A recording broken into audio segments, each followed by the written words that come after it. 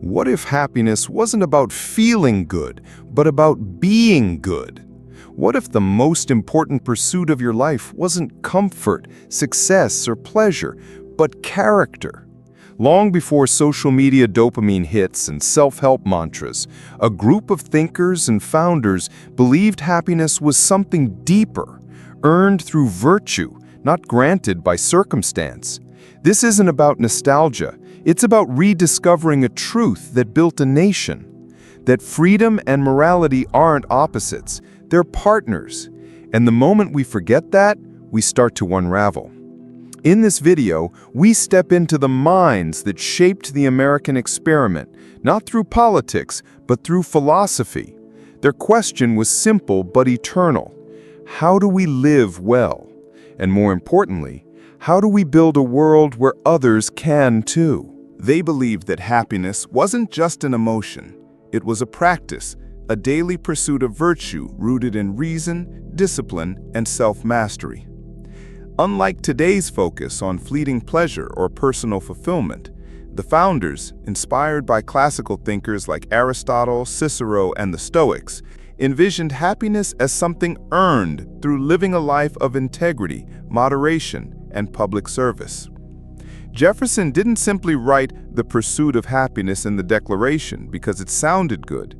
He understood, as the ancients did, that a truly happy person is one who aligns their private desires with the public good. Benjamin Franklin, too, modeled this principle in his life, rising each morning with the question, "What good shall I do today?" and retiring each evening, reflecting on whether he had lived up to it. These men read deeply, thought critically, and measured their actions against timeless moral frameworks. They weren't perfect, and they knew it. But that humility, that willingness to engage with ideas greater than themselves, is what made their version of happiness so profound. It wasn't about escaping pain, it was about enduring hardship with honor. It wasn't about wealth, it was about wisdom.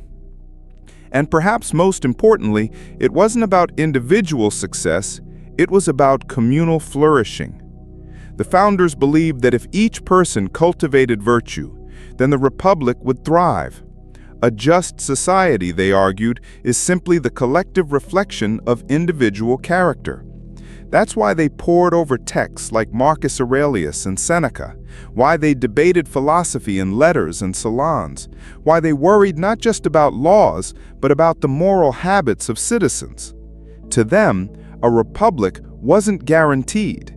It had to be built and maintained by people committed to something larger than themselves. As Rosen walks us through the lives of Washington, Adams, Hamilton, and Madison, we begin to see this ideal take shape. These weren't abstract thinkers, they were men of action, constantly applying classical virtue to real decisions in war, diplomacy, and governance. For example, George Washington's famous restraint, his refusal to seize more power than necessary, was not a coincidence. It was a conscious choice rooted in Roman models of republican leadership. He admired Cincinnatus, the Roman farmer who took up the sword only when needed and returned to his plow when duty was done. Washington patterned his leadership on this, stepping down after 2 presidential terms even when urged to stay. That act alone became one of the greatest expressions of civic virtue in modern history. Meanwhile, John Adams obsessively studied the works of Cicero and Plutarch, convinced that understanding moral character was the key to good governance. He didn't believe in blind faith in the people. He believed in educating the people to govern themselves wisely. And Hamilton, though often painted as ambitious and fiery, saw virtue as the engine of a strong nation. He feared that passion without principle would lead to chaos. These founders didn't always agree on policies, but they shared a philosophical backbone, a belief that democracy without virtue was dangerous, that liberty without character could collapse into selfishness, and that a truly free society required citizens capable of self-control. This wasn't just theory, It shaped everything from their views on education to their designs for the Constitution. They feared demagogues not because they distrusted democracy, but because they knew how easily it could be corrupted without moral guardrails. They wanted leaders who were humble, informed, and virtuous, not just popular. And they wanted citizens who could reason, debate, and care for the common good. The founding generation wasn't naive. They saw human nature clearly, flaws and all, but they also believed it could be elevated through discipline and philosophy. That's why they didn't abandon ancient wisdom in favor of modern convenience. They embraced it. They built a new world on very old ideas, and they left behind a vision of happiness that we're only beginning to rediscover. In today's world, where happiness is often equated with comfort, speed, and consumption, the founders' approach feels radical. But maybe that's exactly what we need. A return to deeper definitions, to the kind of happiness that requires effort, reflection, and a sense of duty. Rosen's exploration reminds us that the pursuit of happiness wasn't a promise of ease. It was a challenge, a call to live with purpose, to read the ancient texts not just as history, but as guides, to ask not just what we want, but who we're becoming, and to remember that the true measure of a life well lived isn't how much we have, but how well we serve others. As we follow Rosen further, we realize that this wasn't just a historical moment. It was a philosophical movement embedded in the soul of a nation. The founders didn't see virtue as a personal ornament. They saw it as a civic necessity. In their letters and journals, they constantly referred to classical authors, not to sound intelligent, but because those texts offered the best maps for navigating power, ambition, and mortality. Jefferson famously said, "I am an Epicurean," not because he chased pleasure, but because he understood the Epicurean ideal of tranquility through moderation and friendship. Adams leaned stoic, believing that endurance in the face of chaos was the only way to serve the public well. Their disagreements were often less about ideology and more about which ancient path best suited American conditions.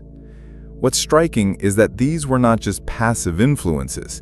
They actively debated them, copied passages into commonplace books, and applied them to daily governance.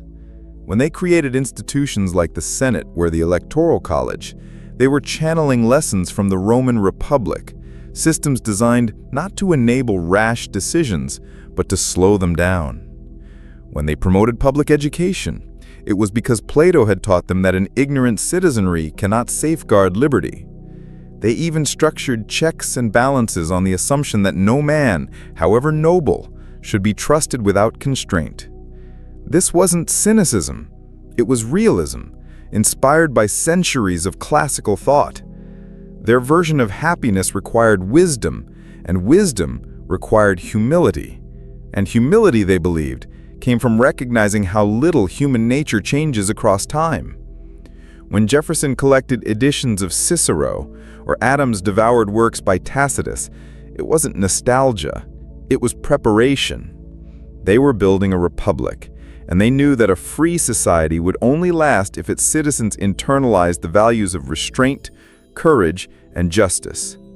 But they also knew these values had to be taught, modeled, and passed down, not just stated in documents. That's why so many of them wrote letters to their children filled with maxims, anecdotes, and moral advice. They didn't want to be worshipped as heroes. They wanted their descendants to become better citizens. They were architects, not of monuments, but of habits.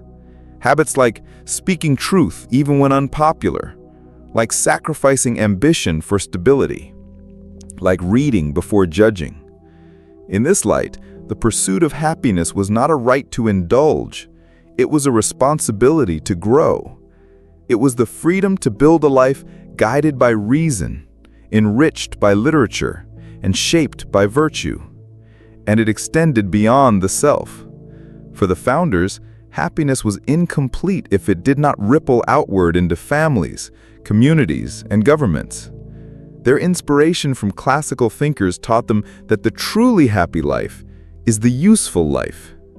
Not flashy, not easy, but meaningful. A life of striving for excellence, not perfection, but excellence.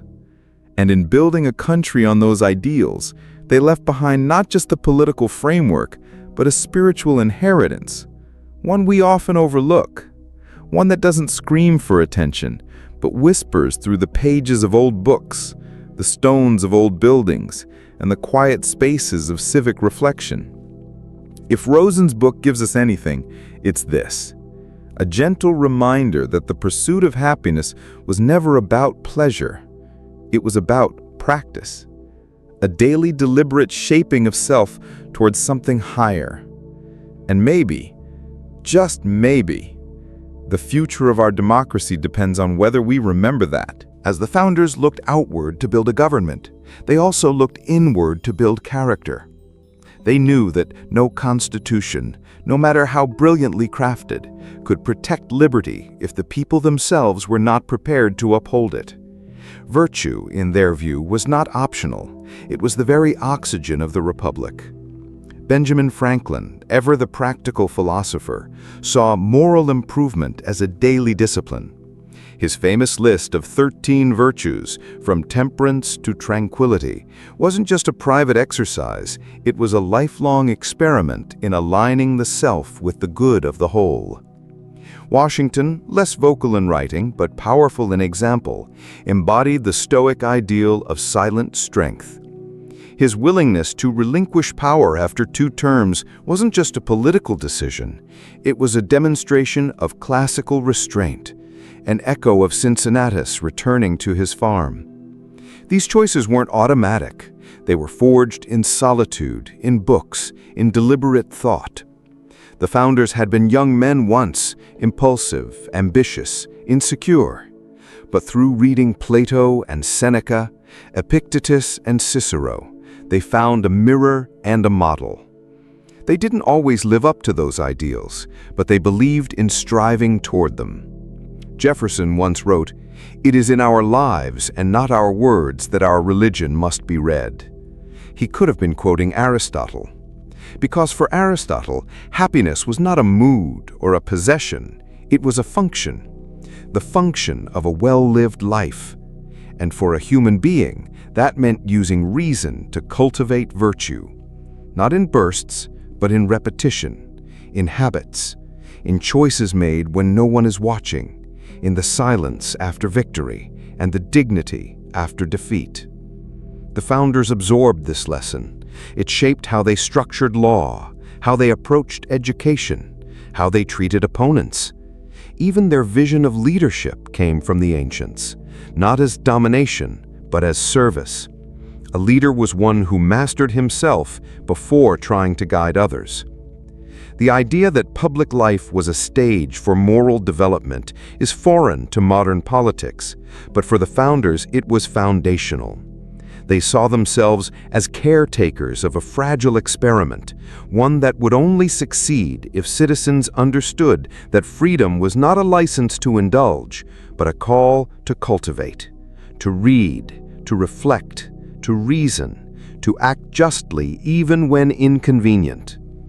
They hoped the classical virtues would seep into the fabric of American life, not through force, but through admiration, through schools that taught Latin and philosophy, through homes where young people were encouraged to read not just for facts, but for wisdom, through churches that balanced faith with moral inquiry. And for a while, that vision held. Civic virtue was considered part of a good life, not separate from it. Ambition was tempered by accountability. Debate was sharpened by respect. The founders, of course, were not perfect. They were men of their time, shaped by contradictions and blind spots. But they were also unusually aware of those flaws, and they believed that classical learning could offer the tools for personal evolution. This is perhaps the most important legacy that Rosen reminds us of. Not just what they built, but how they built themselves.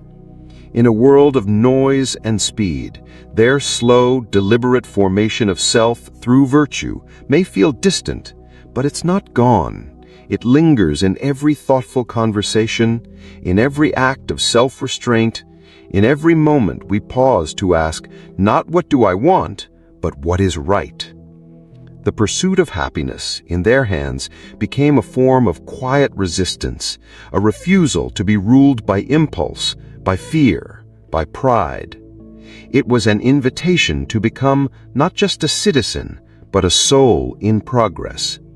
And perhaps in remembering that, we remember something essential, not only about America, but about ourselves. The deeper you travel into the founders' world, the clearer it becomes that they weren't just shaping a government, they were shaping a moral experiment. This wasn't about abstract theory, it was about daily life. What did it mean to pursue happiness, not as a fleeting feeling, but as a steady, intentional path?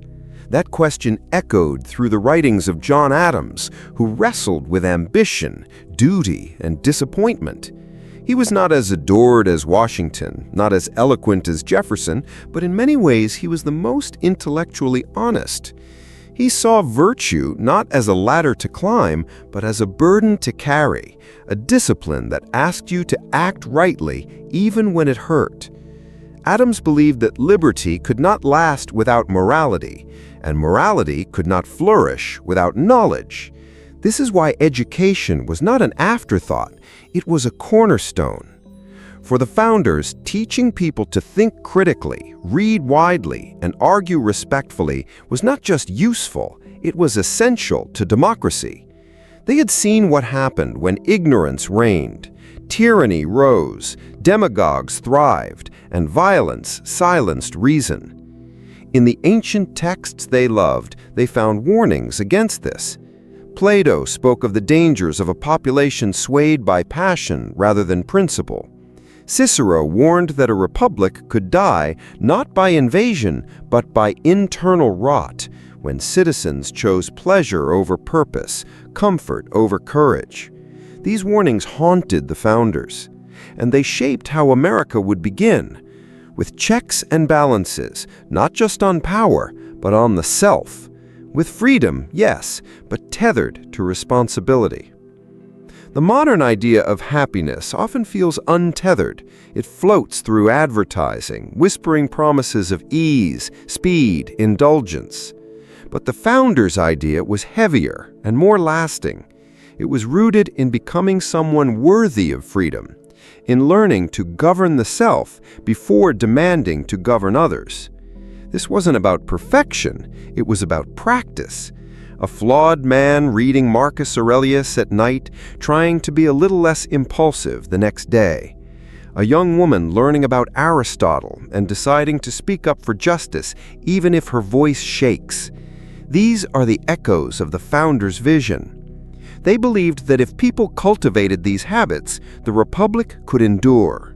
Not because it was immortal, but because it was maintained moment by moment, choice by choice. And perhaps that's the secret they offer us today. In a world of noise, the pursuit of happiness might begin with a quiet question. What kind of person am I becoming? Not what I own, not how I feel in the moment, but who I am when no one's watching. That question doesn't have a finish line. It's not answered by winning or losing, achieving or failing. It's answered daily in the way we listen, the way we treat others, the way we respond to temptation. And when we forget, the founders remind us, return to the classics, return to the conversation between soul and virtue, not for nostalgia, but for nourishment. Because in those old words are the seeds of a better self, and a better self is the only path to a better nation. The pursuit of happiness, as imagined by the founders, wasn't loud. It wasn't a banner waved in protest or a slogan plastered on a wall. It was quiet, internal, and disciplined. It meant learning to be ruled by reason rather than emotion, to cultivate character in solitude, so that when public tests came, the private self would be prepared. In George Washington's letters and behavior, you find a deep concern with restraint. He wasn't the most naturally charismatic figure, but he was perhaps the most self-controlled. He understood the importance of appearance not in the vain sense, but in the classical sense, as a reflection of the inner life. Dignity was not for show. It was a sign that a person had mastered their impulses. Washington was influenced by Cato, the Roman statesman, who chose death over dishonor, and who believed that virtue meant never betraying what was right, no matter the cost. These were not just admired figures, they were role models that shaped the founders' internal scripts. Jefferson, for all his contradictions, wrestled with the balance between reason and passion. He turned to Epicurus to understand pleasure in moderation, and believed that happiness came from harmony within the self and with others. That harmony, he thought, was possible through education, civil society, and public engagement. It's easy now to dismiss these ideas as outdated, but they were radical in their time. Most governments didn't ask much of their citizens except obedience. America asked for virtue. It demanded an active citizenry, not just to vote, but to think, to argue, to reflect. The Republic wasn't a machine that could run on autopilot. It was a garden that had to be tended, and virtue was the water that kept it alive.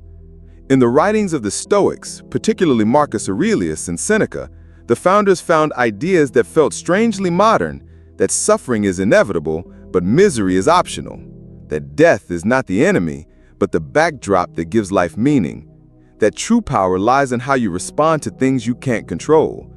These were not just ideas for philosophers, they were tools for citizens. If you could face hardship without bitterness, if you could treat opponents with respect, if you could act on principle even when it cost you, then you were living as a free person in the deepest sense. That was the goal. Not a life without struggle, but a life guided by integrity. And in that struggle, there was meaning. Not the kind that trends on social media or fits in a slogan, but the kind that lets you sleep at night, knowing you tried to live well.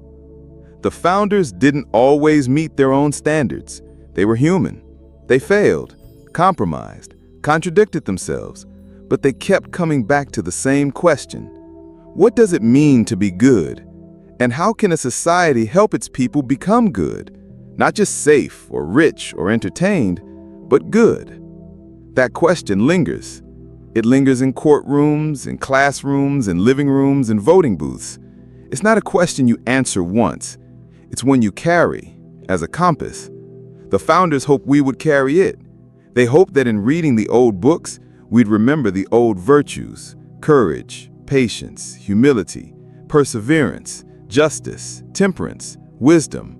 Not because they're old, but because they still matter. They hold us together when everything else feels like it's falling apart. They remind us that the pursuit of happiness is not selfish, it's social. A virtuous person makes a better neighbor, a better parent, a better leader. And enough virtuous people make a better country. The idea that happiness depends on virtue isn't easy to sell in a world built on convenience. It asks more of us. It doesn't offer shortcuts. It doesn't promise comfort. Instead, it says, if you want to be free, you must learn to govern yourself.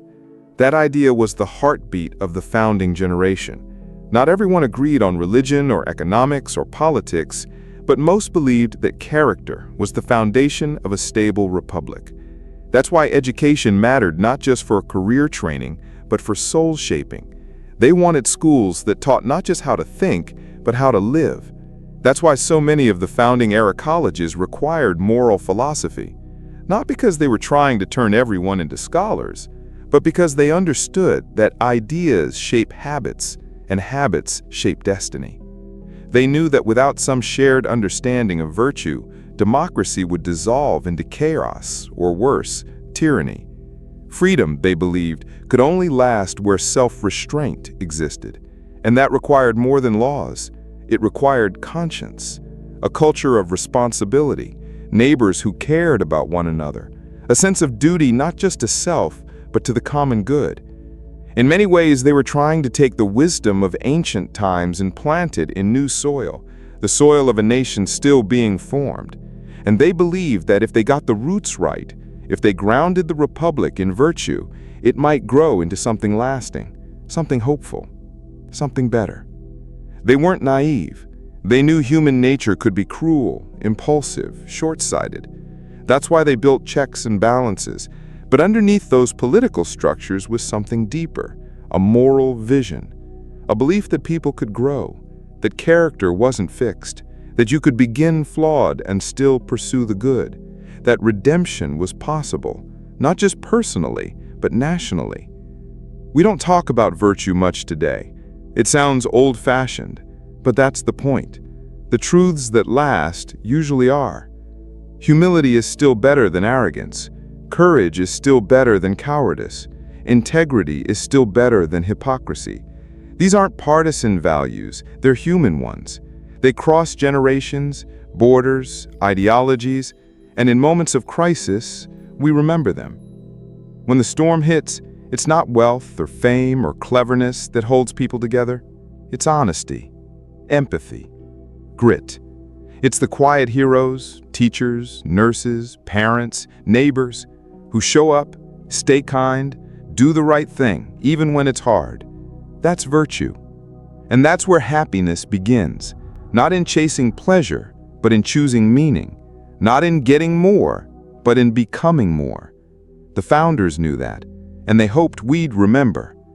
The pursuit of happiness, then, isn't about escaping struggle. It's about transforming it, turning suffering into strength, fear into wisdom, chaos into clarity. And that transformation begins inside, not in laws or leaders or systems, but in the heart of each citizen. It's personal, it's daily, it's hard, but it's worth it. Because a nation is only as strong as its people, and people are only as free as their character allows. That was the radical idea, that the good life, the truly happy life, wasn't about what you had, but about who you were becoming. It's still radical today. So if you're looking for happiness, don't start with what the world says you need. Start with what the ancients said you need. Start with courage, with truth, with discipline, with love. These are not quick fixes. They take time, but they last. And they build something no algorithm or app or empire ever could. A soul that can stand when everything else falls. That's what the founders hoped for. That's what they meant by happiness. And that, in the end, is worth pursuing.